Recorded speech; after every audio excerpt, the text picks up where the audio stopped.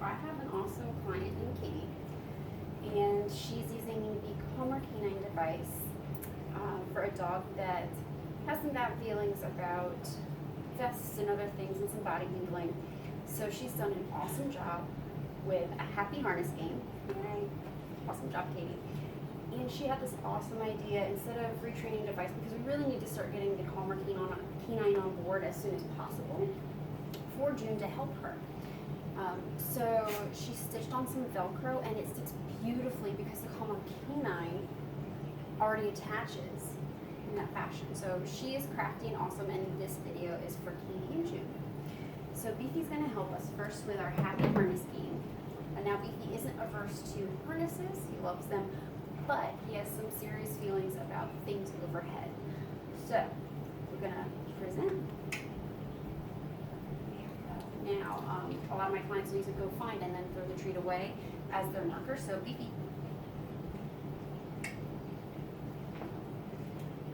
So then we're going to get him in the harness. Beefy, come on. So I'm going to give a treat. I'm going to give treats and pretend he has bad feelings about harnesses and body handling. Let me say, excuse me, for your paw. Yes. So yes, this treat with my hands. Now I have to reach around him. So what I'm going to do, and this is a little bit wobblier of a harness, is I'm just going to feed him while I reach around, and then I'm going to say, excuse me. Here. And then when I snap, I treat, I pretend it's a clip, and then go find. So I'm setting it up. Now I am using a ghetto rigged version, and Beef has some slight issues.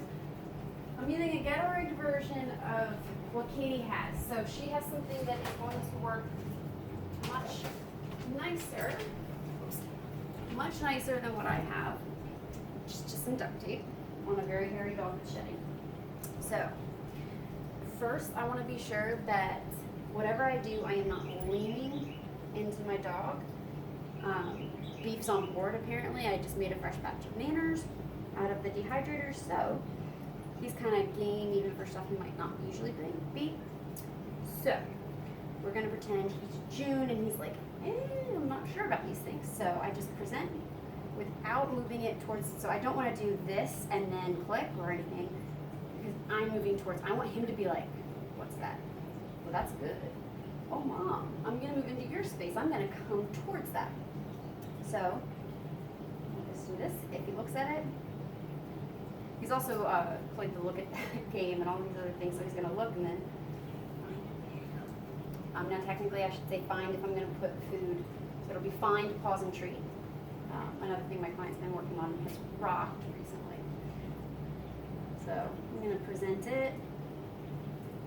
He's still sniffing for Gavin's treats.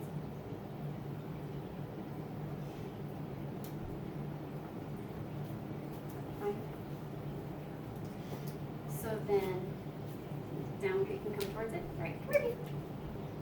There we go. So just feeding, and he moved himself there. Now, if they're hesitant, I'm going to do pause, go find, and reset. Right, there we go. So in this case, as long as they're not cowering when we cue them over, it's okay. If she starts to cower, we're not going to cue her over.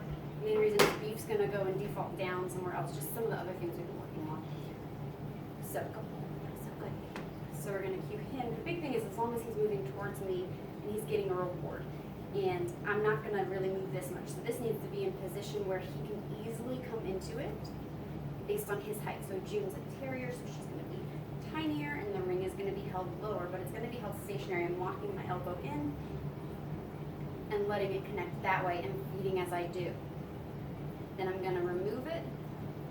Go find. Sorry, buddy, I don't have anything. I'm going to then do the GFQ to reset him. Then he's all the way over there. Pretend he's not here. I'm going to present it with my elbow anchored, so I am not tempted to move into his space. He comes in.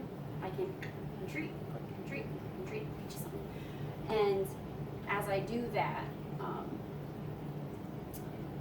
then we're going to have it, it's going to attach, and then we can turn the device on, and every time I have to move around, especially with a dog that's not sure about things, I'm going to give food.